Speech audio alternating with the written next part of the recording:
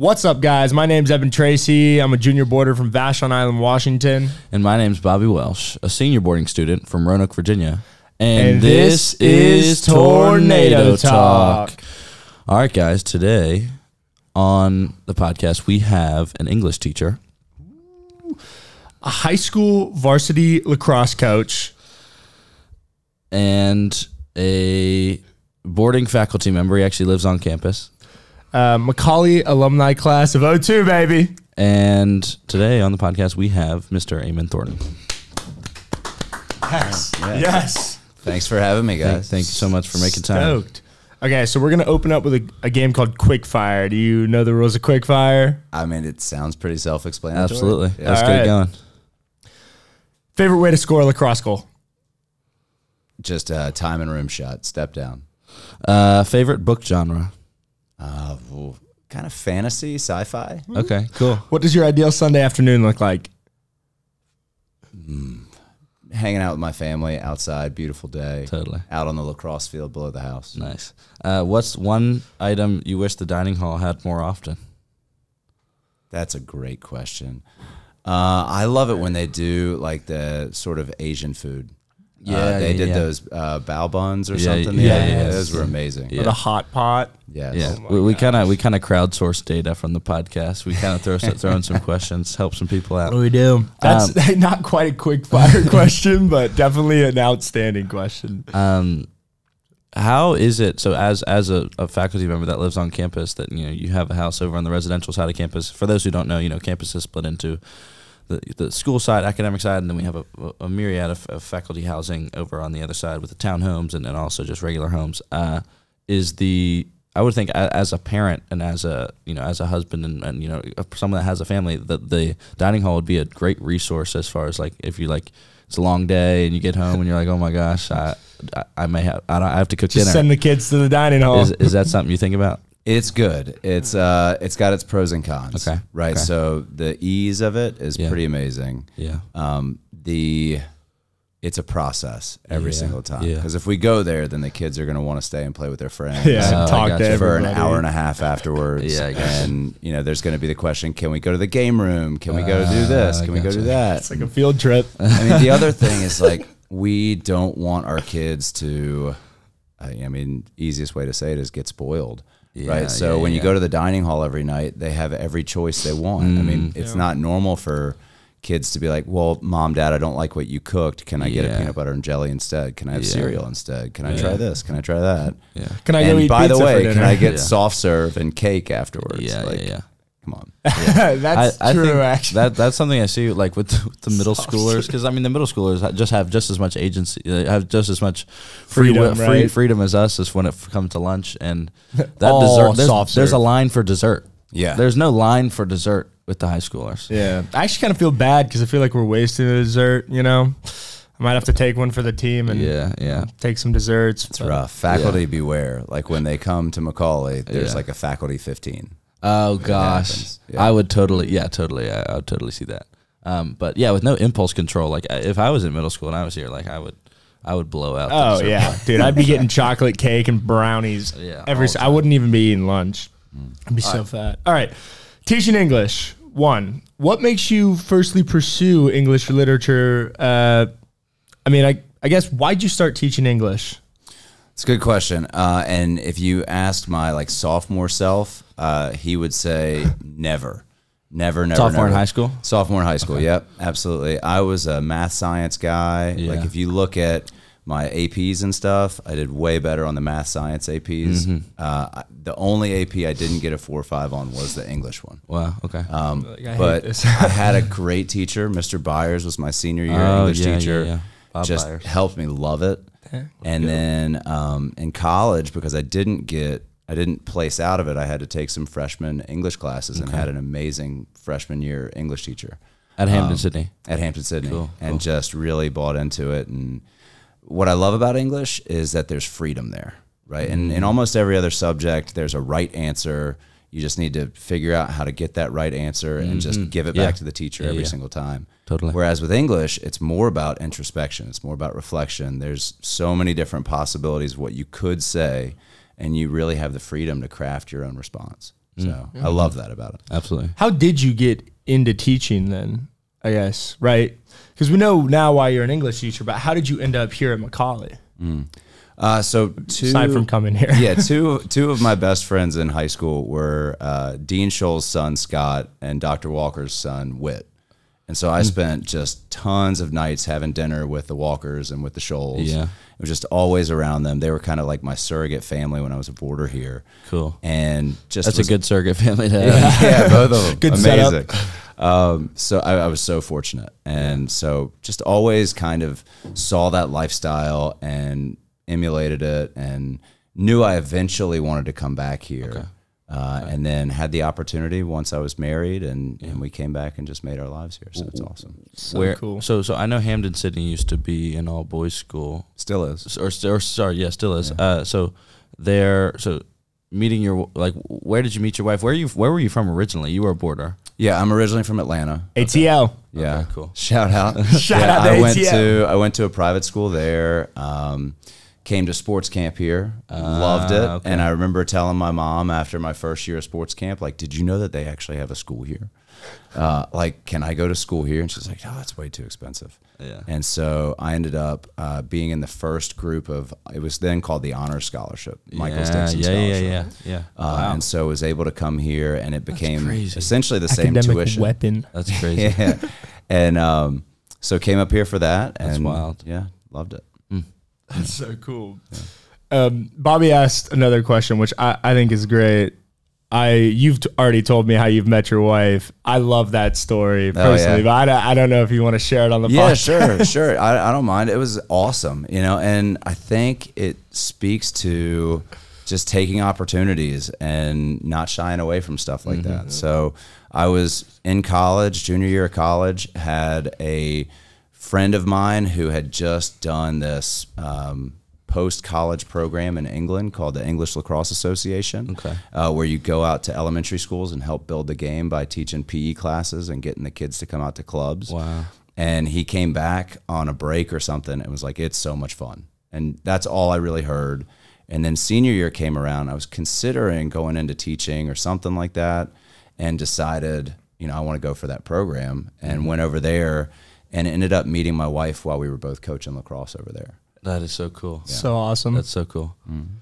So we kind of got off track on our English just a little bit, but so I've heard it. I never took your class freshman year or is it sophomore year? I've taught freshmen and sophomores, but mostly freshmen. Mostly freshmen. So I know that, or not just I know, but everybody knows that you've got a fairly a distinct reputation of being a fairly difficult English teacher, which is a good thing. Challenging. We prefer that. Can you tell us what you think about that? This is your time to tell the Macaulay let them community. know. I'm not that difficult. Yeah. Get it out. Okay. So, I think what Macaulay does really well is that we challenge people to be their best. Certainly. Right? And we couple that with scaffolding to help them rise to that challenge. Absolutely. Right? So there's always assistance. I'm always available during back work and free periods, and, when guys need help, and come in and work on papers and stuff like that. But the standard's the standard. The same way it is in the weight room, the same way it is on the lacrosse field, right? There's a standard of some things that I'm trying to really help them learn. Yeah. I consider my class to be kind of foundational. So like we're working on grammar, we're working on writing structure and learning how to analyze text and go deeper. And, if you're doing that, you get an A. And if you're not, you don't. Yeah. You have to earn it. Absolutely. And so some guys, it takes a little bit longer to click than others. Yeah. And guys that have taken my class, like you can ask them, like it was challenging, but they'll be prepared for certainly, honors 10th grade and AP junior year and all that sort of thing. So I'm taking poetry right now with Mr. Curran, and I've always been confused on how an English teacher grades. Can you give us an insight into that? Because I know there's some criteria, but as you said a few minutes ago, you were like, math and science is just, there was one factual, answer. Right? So and there's a kind of varied thing here. I always like to imagine an English teacher sitting down and reading a paper and just like, man, this sucks. Or like closing their eyes and holding their hands over it. Just feeling the energy come off of it. Yes, exactly. Right no, it's so. I tell my students this as well. Like half of it is structure. Structure really doesn't depend on what you're saying as much as how you're saying it, right? So that way it kind of takes out, you know, a little bit of that subjectivity, right? Like, are you following this structure? Yeah. But then the other half of the paper is the content. How unique, how original, how interesting, how intriguing is what you're saying, right? So I tell our guys, like, I want you to take risks. I want you to try to say something that you think has never been said. That's at least new and original to you. If it's just what you've heard us talking about for the last 3 weeks, then that's not going to be a great paper. Yeah. You have to be your own person. Do you have any experience being an AP grader? No, I've never done the AP. I've heard that's like a hellish experience sitting in a. I think it would be kind of tough as a teacher as well. Just like so I said, boring. I've never done the you know, the work to get certified to do that. But to take a subject like English, which, like I said, what I love is the freedom of it, and then to try to codify it and say, like, here's a 9 on an essay, here's an 8 on an essay. Kind of ruins it, right? Yeah, a little bit. Yeah. Dang. So we're going to move a little bit into lacrosse. Sure. We've been having a great lacrosse season here. Thank you, Coach Thornton and the boys. How did you start your journey into lacrosse? Like, from the earliest stage, right? When did you start playing to when, you know, how'd you end up here as a coach? Sure. Great question. So my dad went to Washington and Lee, played football there. Never played lacrosse there, but he was in a fraternity with a bunch of guys that played lacrosse. And so he had his own stick. He had thrown around a little bit. He had watched the game. He had actually been a graduate assistant football coach with Jack Emmer, who at the time was the head lacrosse coach at Washington and Lee, became the head coach at Army, he actually was the head coach for the U.S. national team. Holy smoke. At least once that I know of. And so my dad had been around lacrosse. So when he moved down to Atlanta to be a lawyer, he wanted to meet people. So he joined the Atlanta Lacrosse Club. So I grew up like 4 years old, that little, you know, lacrosse stick with feet kind of on the sidelines. It's like Luke. Exactly. Lacrosse stick with feet. That's hilarious. So I kind of just grew up around it, but there was never lacrosse in Atlanta. And so my 7th grade year at Lovett, we decided, I was a 7th grader, there was an 8th grader and a 9th grader, that we wanted to start a club lacrosse team. At Lovett. Yeah, and so we started it, and in 1997 was the first Georgia high school state championship, which was not sanctioned. It was all club, but it was Woodward, Westminster, Lovett, and Darlington. And that was it. Okay. And then I think 4 years later, the state sanctioned it, and it blew up, and it just took off like crazy. Holy cow! You because now everybody sees Atlanta as like this like hub of lacrosse in the southeast. One of the main reasons that I wanted to come up to McCallie was that they had a much better lacrosse program. Right. And when I came up and toured up here, I got to sit with Coach Kemp and eat dinner with him and everything, and he was just phenomenal. Right. And so that was one of my big draws to come to McCallie. What is he up to now, Coach Kemp?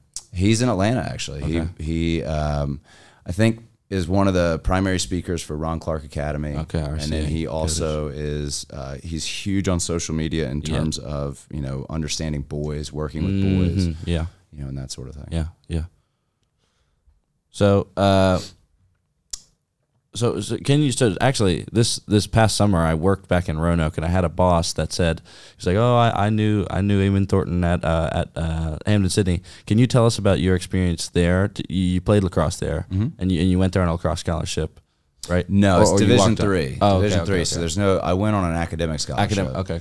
Right. You know, very kind of similar to the Michaels Dixon sort of thing, totally. like half, you know, whatever. If I would have just gotten 10 points higher on my SAT, I could have gotten a full scholarship. Wow. It was so disappointing. Oh, man. Anyways, that's another story. Keeps you up at night. It was actually a blessing. It was great. I had aspirations of playing Division I lacrosse. I broke my foot my junior year here at McCallie. I broke my foot my senior year here at McCallie. Same foot? I have this weird like deformity in my foot. It's I'm not going to get into the science of it, but I broke my foot in the same bone 5 times. So twice in high school, 3 times in college. The last 2 times I had a screw put in my foot, and I still broke it twice. That's in a different place or in the same place? Same place. That's crazy. Yeah, right where the screw was, it still broke. Oh, right? Anyways, so, you know, playing Division III sports instead of Division I sports, it actually turned it out to be amazing for me because I got to be a full student and a full athlete. Okay. Yeah. More time to. Yeah. Division I sports is great. I think I would have loved it because I have that mindset. Like I would have loved to play, and just be completely dedicated to it. But it's a full-time job. Yeah, for real. Right. Whereas Division III, I got to study abroad. I got to double major. I got to do a lot of things that if I played Division I probably wouldn't have gotten to do. So it was awesome. I played for an amazing coach, this guy named Ray Rostan, who's, if you're in the lacrosse world, he's amazing. He's in the Hall of Fame. He's been on the national, U.S. lacrosse staff before. Just a great, great guy.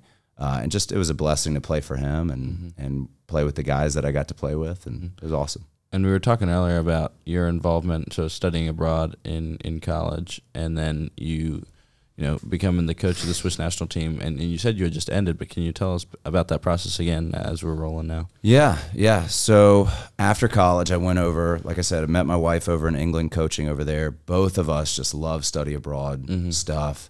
She and her best friend have been to way more countries than I have. After they graduated, they saved up their money for about a year, and they went on a tour of Southeast Asia, right? Wow. So they had both coached and played in Australia while they were still in college, and then they went to Fiji and Cambodia and just all these different countries. Coach Jess is goated with the stick. That's crazy. She's so good. She's a way better lacrosse player than I ever was. That's crazy. So they both ended up in England. That's where we met. And the two of them decided after that stint in England that they were going to start a study abroad program specifically for student athletes called Global Players. It's still out there.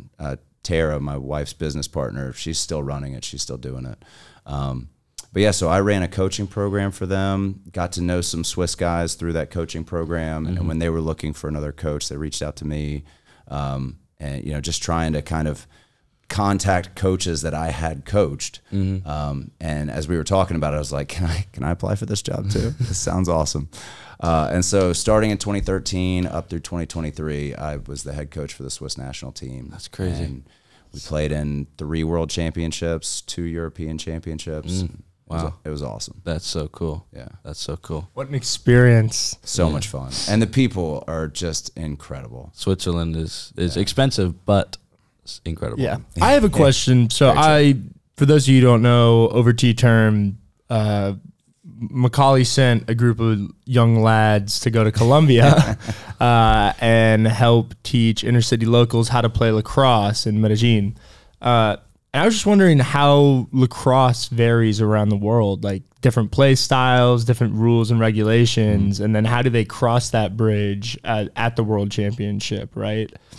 Yeah, so there's what are they called now? It's changed names a number of times. It's now called World Lacrosse. It was the Federation of International Lacrosse. I think at one point it was the International Federation of Lacrosse, but now it's just World Lacrosse. So there are codified rules, right, throughout the world, right? They're sort of the international governing body.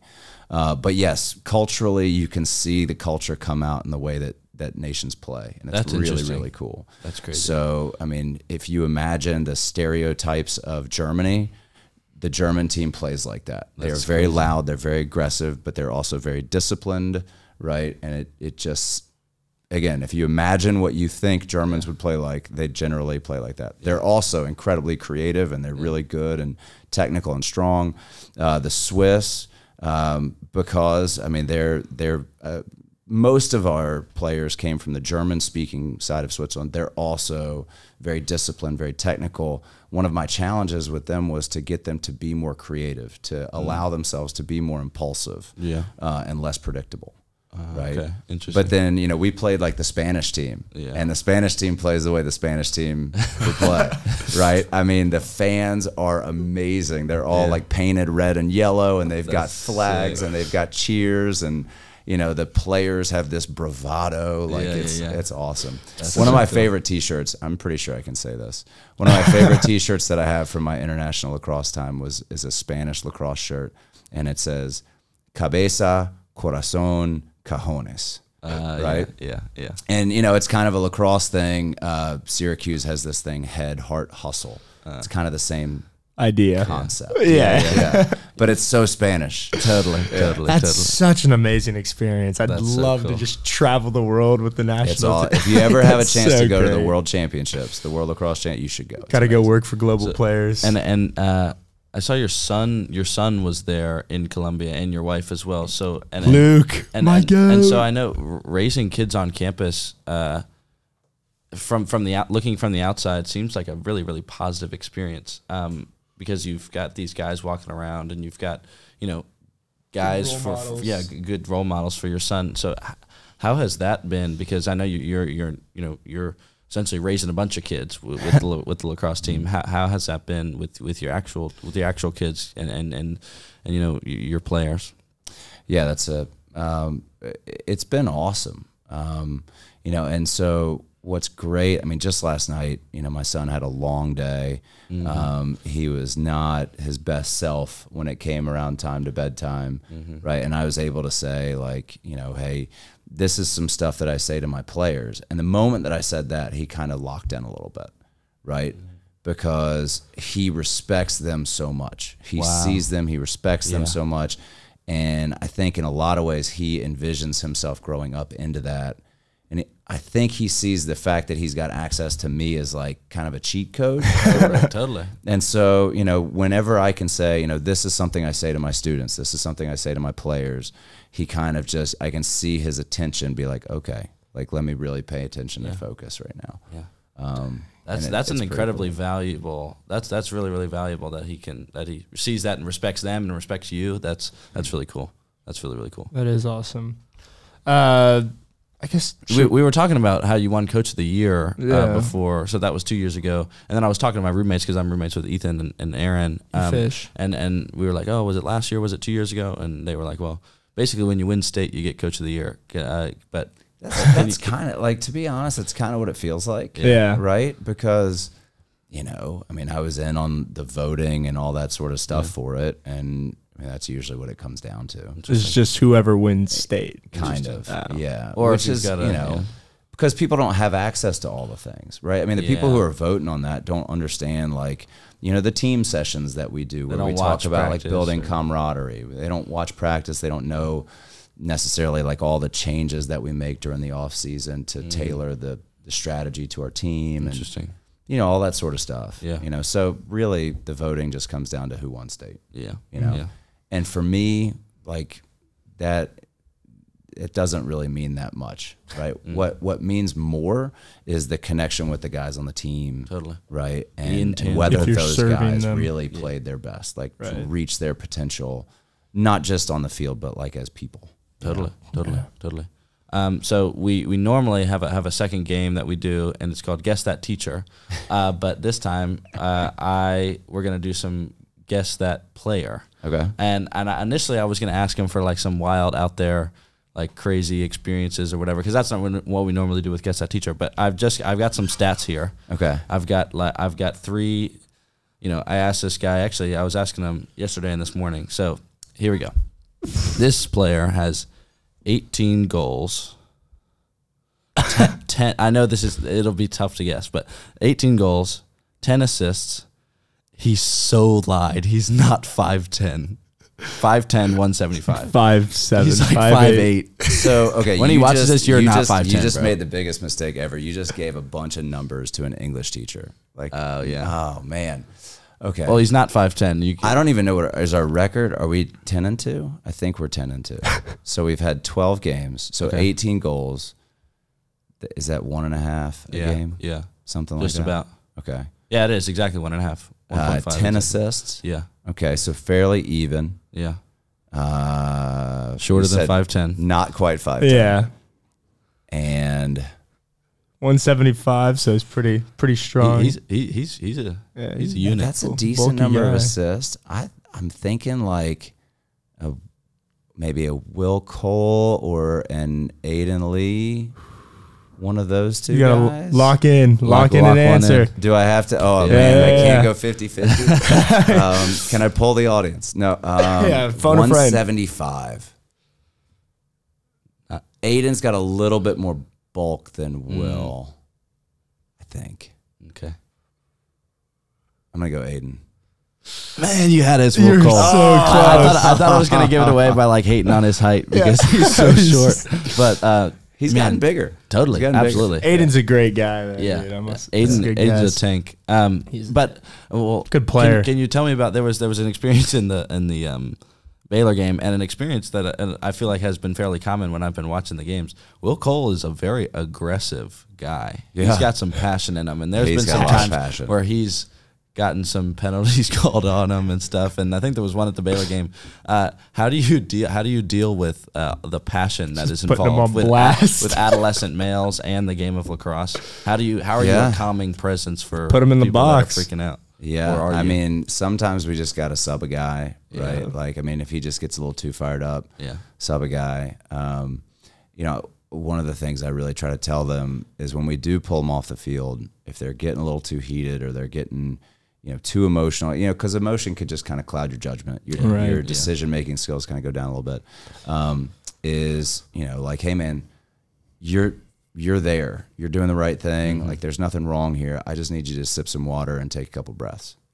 Right? Like, that's reassuring. Because I'm not. Yeah. It's not like you can't fault a guy for caring. Yeah. Right. You want that passion. Yeah. I just need you to like uncloud your mind a little bit in the right level. Yeah. Totally. Yeah. So you've been an awesome guest. To close it out, we always end with a little piece of advice from you. And so, as a former Macaulay student and now as a current teacher, what is one piece of advice you would give to a student considering going to Macaulay or a current student? Okay, so considering going to Macaulay, I think the biggest thing, and I kind of mentioned this with the whole study abroad thing, is like, just get out of your comfort zone. 3 seconds of courage, baby. Yeah, you just got to get, 20 seconds. Oh, from that movie, I Bought a Zoo, right? Great movie. If you've never seen I Bought a Zoo, you got to watch I Bought a Zoo. Tear up. 20 seconds of courage. Oh, yeah, it'll make you cry, for sure. 20 seconds of courage. You just got to do it, and you'll appreciate it the rest of your life. Mm-hmm. For guys that are here, I say this on our team a bunch, right? I really challenge guys because there's so many influences that are not this. Walk in the light, right? Live your life with transparency so that, that moment where something hits the fan, right? That your conscience is clean, that you've been doing the right stuff, right? That, if it comes down to reputation, your reputation is spotless, right? If it comes down to character, you've built good habits, right? Just walk in the light. Like, there are going to be so many influences that try to pull you into the darkness. If you're trying to do anything in secret, it's probably not the right thing. Yeah. I think that's something that Macaulay does so well, is inviting guys out of that. Because I feel like adolescence and being a teenager is characterized by, breaking away and establishing your own personal agency and rebelling. I think Macaulay does a good job at, really encouraging guys and having role models and teachers that model that. Because it is so tiring. Yeah, and it doesn't mean be a robot.